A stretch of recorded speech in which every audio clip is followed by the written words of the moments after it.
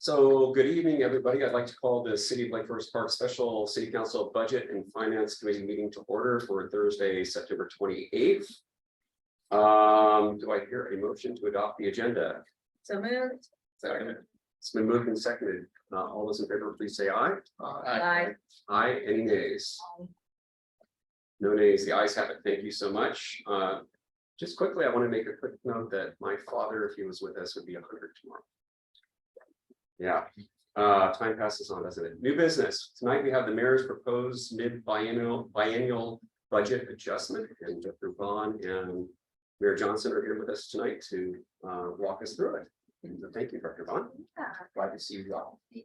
I'm getting there. I'm gonna try to minimize and hopefully not cough too much. Not this way, please.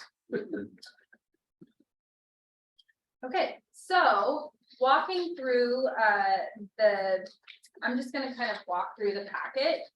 So as always, even on the mid-buy, we still always include a mayor's budget message. Kind of giving a high level overview. Most of everything in the actual letter is should not be a surprise, as most of this has already been brought forward to council and discussed at council meetings with the police department, NORCOM, insurance, WCIA. Might be something if you are unaware of it, but that's just a standard, very large, that's our standard city insurance. And that is just trending up at, we did not budget for the amount that it increased.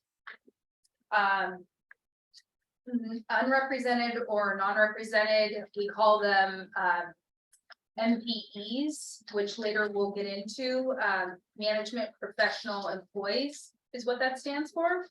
And so there's some adjustments there. And then and you have kind of like an agenda cover. It will walk into on page 5 of the document, the executive summary, the background, that this is a normal course of business to evaluate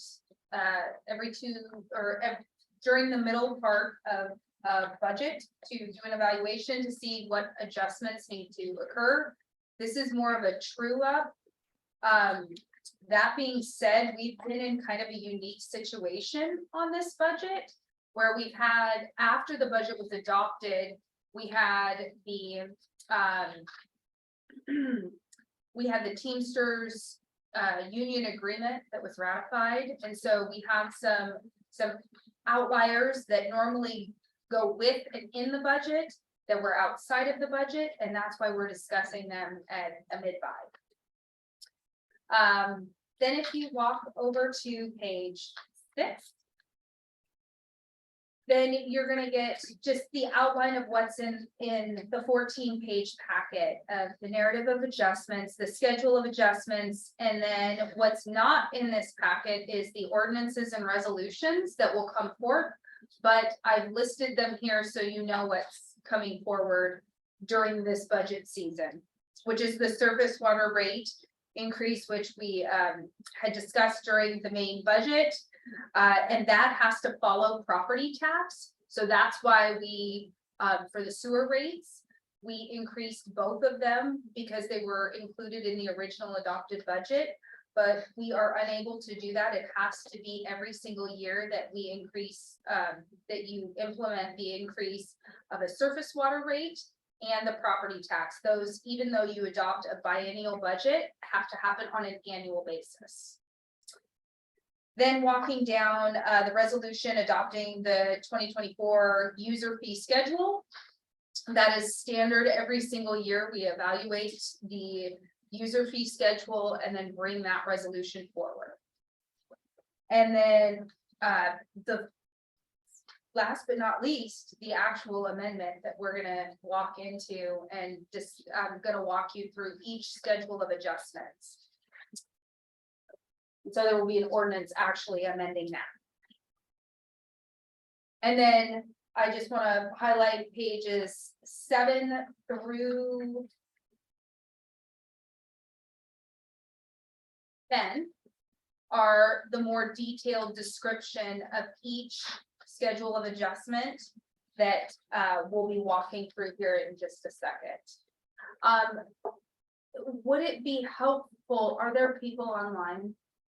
No. Because everybody has the document in front of them. I was gonna ask if it would be helpful to put it on the screen or just walk through the actual physical document. Because I think Councilmember Castleberg has it up. We're okay. May I suggest having it on the screen for the recording? Absolutely. Does that make Sure. sense? Absolutely. That makes sense. In case somebody did find it online. I can see that better. Perfect. Okay. Glasses, like, well, you're happy with me in there. Thank you for the comment. There you go. So the first item is the WASPA Behavioral Health Grant that the chief has brought forward and discussed quite a few times. That is just simply a pass through. So you'll see that on the revenue side and you will see that on the expenditure side. It's okay. We can stay on the revenue to start. And then walking down, again, we've discussed quite a bit at council meetings, the Blake reimbursement, the Blake decision that came through, and then having to go back and go through to reimburse any defendants that were charged under that we owed money back to. But what happened through the municipal court, but then the administration of the courts refunded the city, the entities, the courts, those dollars. So that dollar amount was the 42,000. And then later down in the actual expenditures, you're going to see the other side of that, which is the expenditures that went out. And it's a smaller dollar amount than that. It's about 34,000, and the delta is actually the internal staff time. So we were able to be reimbursed for finance and court staff, internal staff time that was associated with those efforts. So going down to the sewer utility and the surface water utility tax, those were new revenues that were implemented during the budget season. Very cautiously, we entered only 1 year's worth of revenue in at the time that we actually adopted the budget to very cautiously monitor that revenue stream. And so it's time to make an additional adjustment for 2024's revenue to come in. Walking down to the police overtime services, and this is, and I just put it in parentheses, this is the reimbursement by outside entities for additional coverage. This is when our officers attend UW to support them with events or games or sports events. And then the city ends up being refunded for those, the expenditure of the police services. There's some other entities that have also, it's not just UW. There's Town Center has used and reimbursed the city for some efforts, some police efforts, and some other outside entities.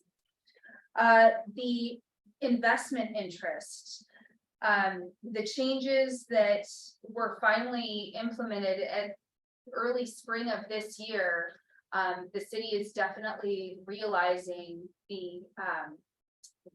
those efforts of making that policy change for walking into the government agency bonds.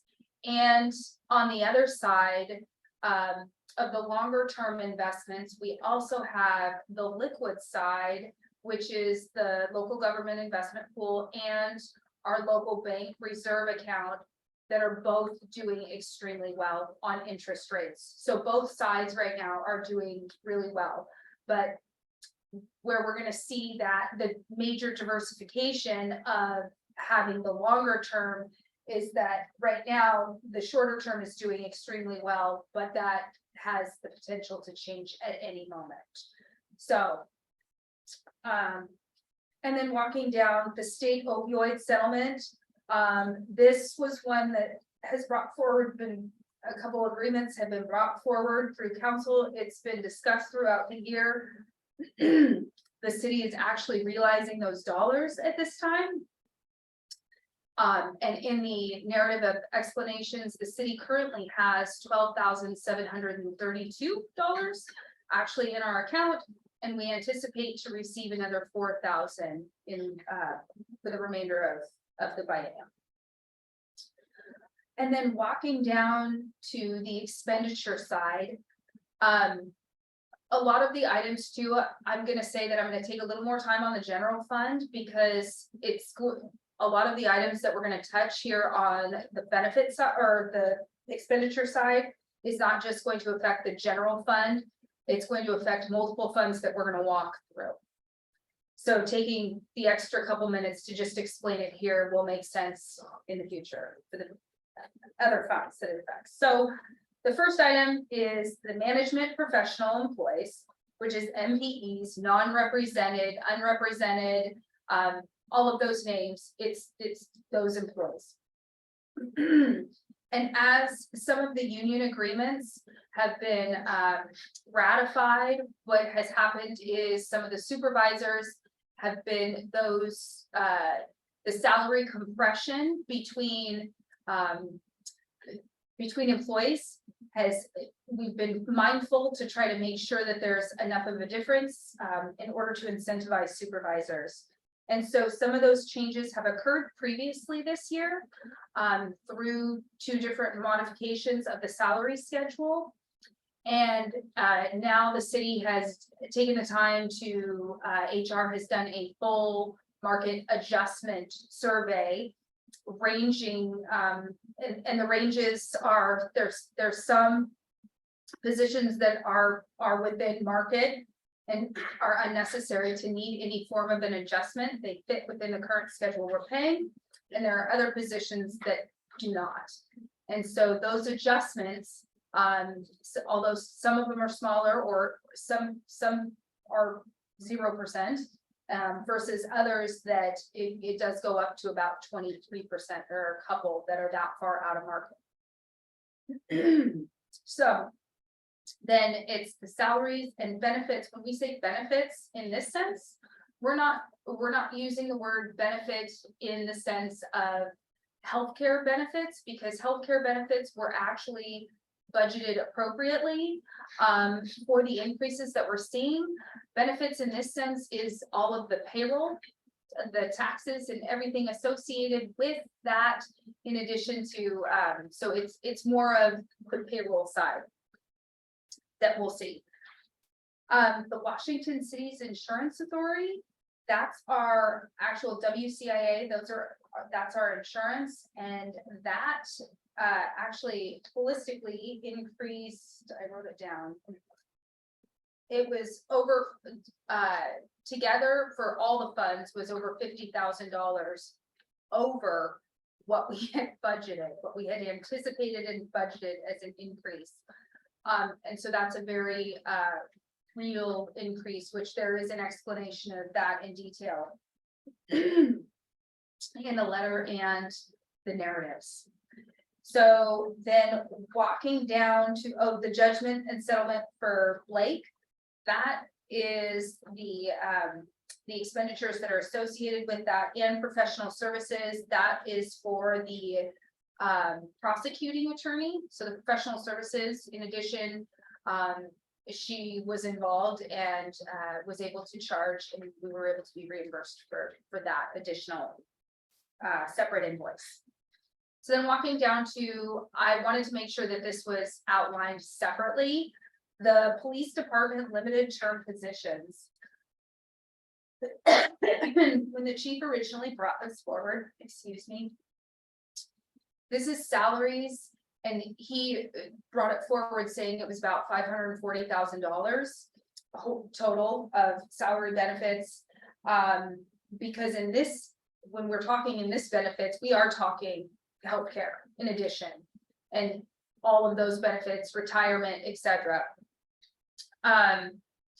but it is also, there's two outside, that is split that make the 540. You also, when you're hiring, additional, officers, you're gonna have the uniform allowances, or not allowances, excuse me, expenses. The uniform expenses in addition to the Civil Service Commission, which is the commission that, assists in hiring police officers. So all of those are together. Then the WASPIC, the behavioral health grant, that's just a pass through from above. The police equipment, those are the rifles that he has brought forward. The law has changed. And previously, police officers were able to bring in personal rifles in order to perform on-the-job duties, and that law has changed. So now the city is having to purchase rifles for each individual officer because they have to be calibrated individually. Originally, the chief came forward and I think said this was somewhere in the $90,000 range. And was able to find the same equipment, was able to bring that number down to just over 70,000, which is good news. And then walking down to dispatch services, this is the Norcom. We've been with the city of Bothell for a very long time for dispatch services. And they provided notice that that was no longer going to be an option. And so the city had to quickly evaluate what they were going to do. And that has been, again, brought forward numerous times to city council. And now we're actually amending the budget of the additional cost remaining that will be for 2023 in addition to 2024. Jail expenses, we've just simply those have been coming in at a much higher cost.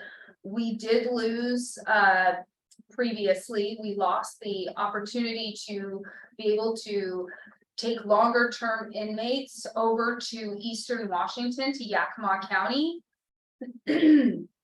And when we lost that, we have to now house those longer terms within King County and Snohomish County, and there's an additional cost for that. But because this has been such an issue, the chief and the judge worked together and just recently brought forward that interlocal agreement with Sunnyside. And so there is a new measure in place to try to mitigate these costs for the longer term. And so we're bringing forward this very cautiously. And if we do need to amend this in addition, I just want to put a little disclaimer there that we may have to in 2024, but I want to, I felt that we needed to only expand this at this level at this time and then still monitor. Correct. Does that mean you're sort of taking into the assumption that we're gonna have the lower cost jail services next year? And since that's still kind of, we haven't done it yet, it's a bit of an unknown. So you're doing the projected cost, assuming Sunnyside next year. Being very hopeful that provides the cost, the savings, savings that We're we were hoping to yeah. realize. Yeah. But at this point, it's a best educated guess, and it's just one that I want to let you guys all know. We're still gonna continue to watch it. Perfect. Thank you very much, Director. And then walking down the Teamsters, that is a separate union agreement, and that contract, again, as I previously stated, that the Teamsters contract was just ratified within this year. But what it had within that contract was a 2022 retro pay. The 2023 cost of living adjustments were budgeted within our originally adopted budget. That being said, there was additional market adjustments that were not anticipated and budgeted for that are being adjusted here. So three things is a retro from 2022 of that past $15,000 that's having to be carried forward. The market adjustment, I believe it was a 4% in 2023, and then the market adjustment of 3% in 2024. So that total is about, I think that was 69,000 altogether, but you're gonna see that broken out through multiple funds. And then walking down to the street fund. Let's take a pause for a second, Director Bond. Good questions on the Absolutely. general fund. Colleagues, thoughts? Councilmember Passover, do you have any thoughts in the background there? I can't see you. You don't have to turn on your camera. Your microphone's off. It's all There you as we've learned already in previous discussions, so I don't have any questions right now. Colleagues, Mr. Goldman. Yeah, thanks. This is very informative. I have a question about long-term health. So one of the things we discussed last year with budget and I was concerned about was that it looked like our general fund was losing, I think, roughly $1 million per year. And now it looks like there will be an extra $500,000. So does that mean that our general fund will be essentially losing a $1.5 million each year? And does that change our time frame for getting the general fund in order? So, excuse me. So one thing I was not able to fully complete prior to this meeting was finalizing the updated 6-year forecast. And so that is definitely going to be completed in the next couple days and then will be emailed out as if I were in your shoes, would want to see that moving forward. So that will be coming. So that will probably answer those questions because you'll have all the ending fund balances on there in addition. So you'll see how it walks through, not just in the general fund, but in all of the funds. I would say the 504, just to answer your immediate question, that's what we would define as pulling out of the unallocated fund balance. We're not I want to be careful saying that we're not tapping into reserves in order to use those funds. Okay. But it's that delta between the unallocated fund balance that is accrued. Mr. Goldman. And there's a couple other things to recognize in this budget. So you have let me start over. A net change of $504,000. Recognize above that you have over $540,000 in LTPs. So those are anticipated as, possibly not being all within the same year, and it was for about a 2 or 3 year term. So if you were to back those out with the investment interest going as high as it did, we're basically at a break even. But the negative side of that is that the increased revenues, the utility taxes that you adopted last year that flow into the general fund, those were effectively taken out by the increase for Norcom. And you'll find all this in the narrative and in the mayor's letter. So as you read through that, you'll see that. But I think at the end of the day, we were very happy to see that 504 is the number that we're talking about, because 540 of that is in limited term employees. And so while we're not as on the plus side as we thought we'd be when we adopted this budget by adopting new revenues, we're not as bad as we thought we would be. I mean, I think over the last month as we've met, I was thinking we'd be closer to $1 million, but it was that investment interest that has really saved us. And so while that will go down over time because of, like they said, the liquidity, that end of it, those rates are going to come down. We've locked in like 10 million roughly dollars that are going to flow much better than having that. Yes. I would just say from my standpoint, but Minister Hill, I was thinking it was close to $1 million as well, and I'm pleased is probably not the right word. Less dismayed at the 504 number. At the same time, to Councilmember Goldman's question, the structural problem still exists, and we are going to have that intersection sooner rather than later, and we have to be mindful of this. And honestly, I don't think any of us would have predicted sort of the perfect storm here. I mean, you're talking $1 million for the PD, over $1 million. This as part of the adjustment, and as Mr. Hill indicated, some of that may be spread out a little bit, but accounting for it now and preparing for it is our responsibility, so.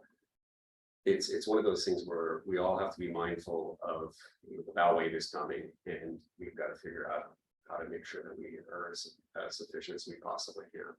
So. Any other questions on the general fund? We should move on to the street fund, make sure we're being cognizant of time here.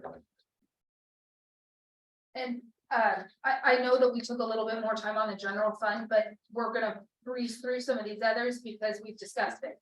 So hopefully, so walking down to the street fund, the management, the MPE salaries, that's just broken out that to show you there is a small portion of employees that are partially paid out of the street fund. It's not just Teamsters, and then there's Teamsters. And then WCIA, and then walking down to the Transportation Benefit District. Again, the investment interest that I'm just gonna take an additional minute to say that that is going to come in, that has been performing way, even on the liquid side, way better than we could have anticipated. In addition to having the longer term bonds, government agency bonds, and 2024 will be a sizable year of return, which is put within this budget. But I also want to let everybody know that that was cautiously budgeted on the interest number. So we're hopeful that it might even outperform what we have put in. We just want to be pretty cautious on the revenue side. And then walking down to the Strategic Opportunity Fund, same thing, investment interest. And then walking down to the Capital Improvement Fund, investment interest. It just hits every single fund. So capital facility, again, investment interest. Walking down to transportation capital. Within this fund, we have the investment interest, and then on the other side, we have some engineering salaries and the WCIA insurance that we've discussed. Engineering salaries being the MPEs. So then walking down to the Capital Facilities Maintenance Fund. Again, investment interest, sewer utility fund. Again, investment interest, and if you remember on back from during the budget cycle, the sewer utility tax is received in by ratepayers, and this is the same for the sewer utility tax and the surface water tax. So it comes in as revenue paid by the ratepayers, which then is expended from that fund to provide revenue to the general fund. And then the Teamster salaries, and then this is where we've discussed the invoices from 2022 that were actually paid within 2023. We need to do some $30,000 worth of expanding that. Well, it's not really expanding the budget, it's actually correction, it's carrying that budget forward that was allocated in 2022 where we actually paid the invoices, which was in 2023. And that's been discussed quite a bit at previous budget and finance meetings. So then if we walk down to the sewer capital fund, again, investment interest, and then moving to the final page. Sorry. No, just going back a moment. So on the sewer utility fund, so where it says sewer utility tax of expense. Is that just a pass through, or what's that? So that it's receipted in to the ratepayer. It comes in, it's included within the rate. Then it's expended from that enterprise fund that then becomes the revenue into the general fund. So if we go back to the general fund, we actually scroll up. Thank you so much. So if we walk back to the general fund, you'll see that the revenue is a pass through of that exact dollar amount of 154. But thank you for stopping, because that's a good question, because that's not only the question for that fund, it's also going to be that's also going to cover for the surface water fund, and that's a good review. So walking down to the surface water utility fund, investment interest, and then surface water utility tax that ratepayers, we receive that money from ratepayers. In addition, it becomes an expense to that fund that then becomes revenue into the general fund. And again, in the surface water utility fund, it's paying for salaries, MPE salaries, Teamster salaries. And then there, again, are some professional service invoices that were, again, occurred in 2022, but paid for within 2023. And unfortunately, as hard as we try to make things as accurate as possible, this is just the course of doing business. Sometimes it doesn't fall as perfectly as we'd like. So therefore, we need to carry that budget forward into the appropriate fiscal year where the expenses were actually paid. Oh, sorry. Question on that. So when I understand the true up, but in 2022, do you try and look at the accrued versus the invoice so that you recognize that the accrued then has to be paid in next item? So this city is cash basis, meaning that we don't have to, But in terms of budget purposes, would you have to budget for the accrued expenses and current but not invoice? that's why that's why the budget has to carry forward. No, Because we realized the cost in a different fiscal year from where it was originally budgeted. right, but rather than do a mid-year trip, which you have already accounted for that. Not necessarily, because those expenses were projected in a completely separate budget. We anticipated to actually pay those invoices within fiscal year 2022.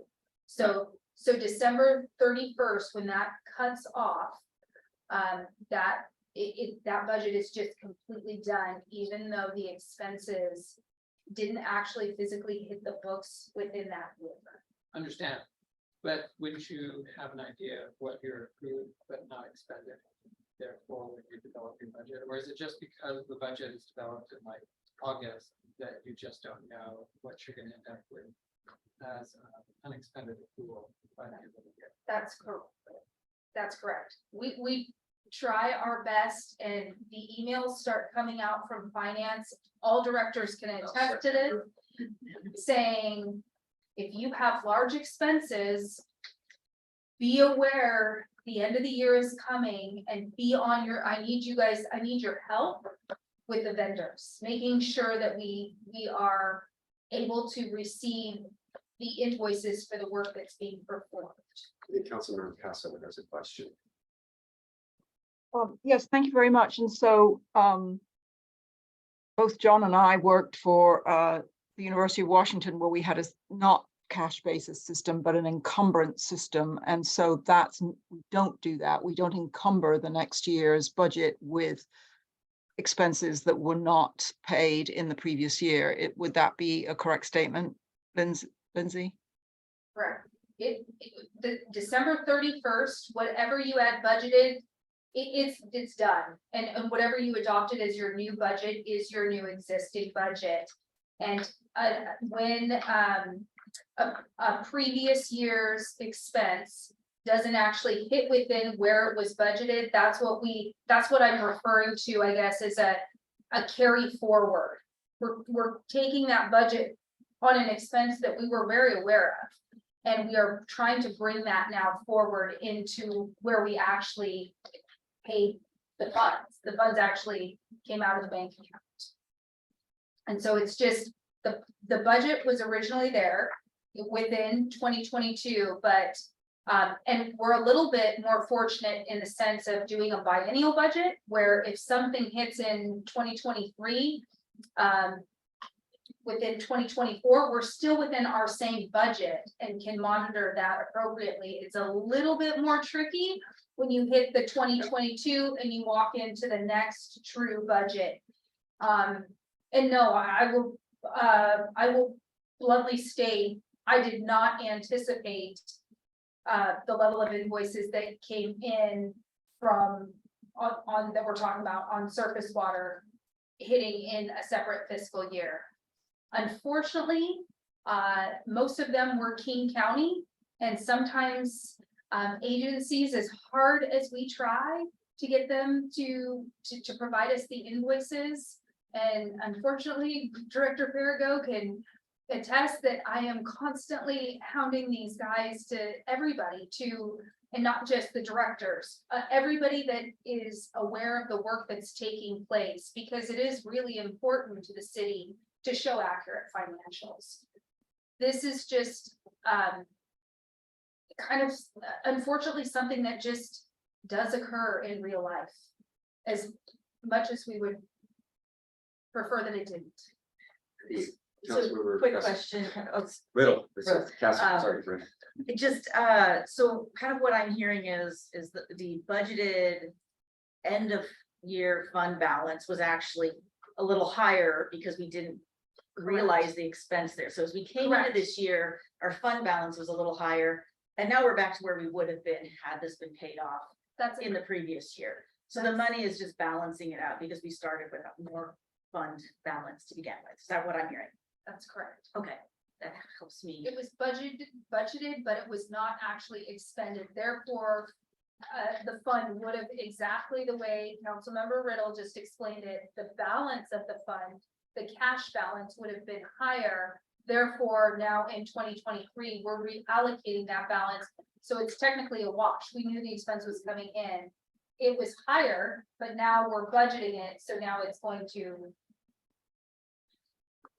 I think I know the answer, but Philippa, Councilmember Casa would know this, is that other agencies, they actually have a 25-month biennium. So they, on the 25th month, the expenses accrued in previous year are balanced with one month previous biennium. So we do have what we call an open period. And an open period is 20 days. And that is only for expenditures. So, and that's why I will just state, that's why the emails start flying in about September, because you really do want to try to be as true as possible. That's the goal. But we do have a 20-day open period in January. But when that 20 days is up, your books are closed. It's just done and you have to move on. And sometimes you just have to realize some past year expenses in a current budget, and just know that that's unfortunate, but it's just the way that it is, that life is. It's not perfect. No, I'm familiar with that. So you have a 24 and 2. Yeah.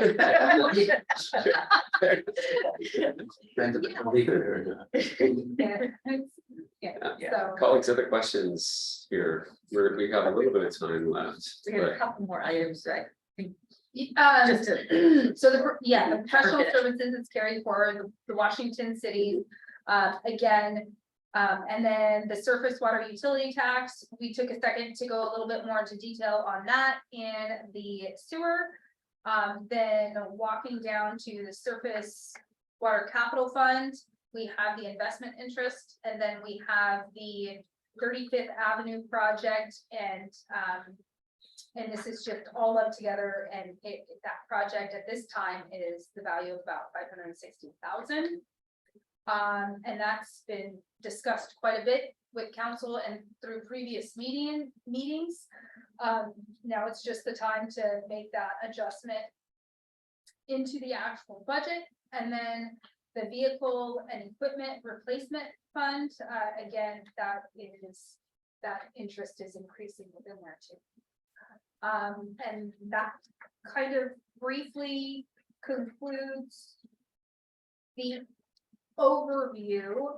I would, before we go into questions, staff is hoping that if council has questions, that we can receive emails with the questions by maybe, because there's actually a week gap.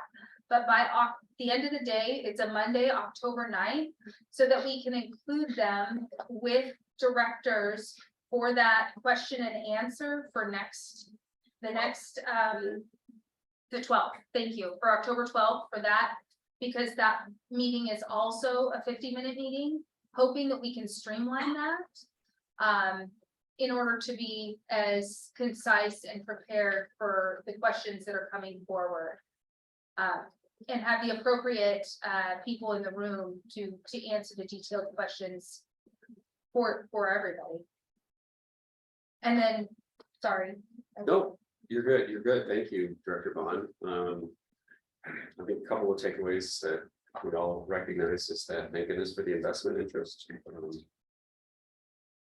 Otherwise, this would be a challenging adjustment, shall we say. Thank you, Director Vaughn, and Phil for making that happen, because I think it's really recognizing fully that it's going to change, but that right now it's working for us. So that's very helpful. And a couple other things, just we're going to continue to see, I believe. Administrator Bill can speak more to this, but if he wants, insurance costs are going to skyrocket. It's just the way it's going, and it's going to continue to go up probably, 20 to 30% a year, which is alarming, but it is what it is, and we need to be thinking about that as we plan forward. I think to your point, I think Shannon just brought forward to you, that our loss rate was very low as a city, so we're the good ones in the pool. We just got a notice today that health insurance is only looking at about 4% increase. It was 4.1. Yeah, she sent today. Dental, vision, all those are not changing. But liability, I think, left and MPEs was about 4. They're almost identical. So that's not too bad, but it's the liability side. It's all the police reform laws. And because of those, a lot of the underwriters have pulled out of the state, so you're getting much smaller pool. So they're charging more because they're taking on a lot more of that risk. So something to watch. Thank you, Mr. Hill. Alex, other questions or comments about the budget? We have a number of meetings going forward again, but October 9th is the deadline for getting questions into staff, hopefully by email. Sometimes they'll come off the cuff at the meeting, but we can help people be prepared. Christopher Honey. Thank you, Chair. The takeaway line then is that the budget needs to be adjusted by 500,000 down. That's what our adjustment literally We is. need to add 504,000 to To the piggy bank. Yeah, basically. I can bring that, but that'll be next. And then it will depend on how those LTEs through the police department come in. Are we carrying 1 and 2 and then 1? Are we carrying all 3 for a full year? We don't know yet. And the chief knows that he's got to be as fiscally responsible while making sure that he's building a department for the future. So, but yeah, worst case scenario, that's your number. And that's assuming that the hires all 3 are there. Well, and piggybacking onto that, you will see in the narratives that during this earlier this year, when the police brought forward that additional 5, well, administration and the guild, we did that additional 5% increase. That had a cost of about $100,000, but some positions have been vacant, and they've been. That's why we're discussing the LTEs, and that cost is there.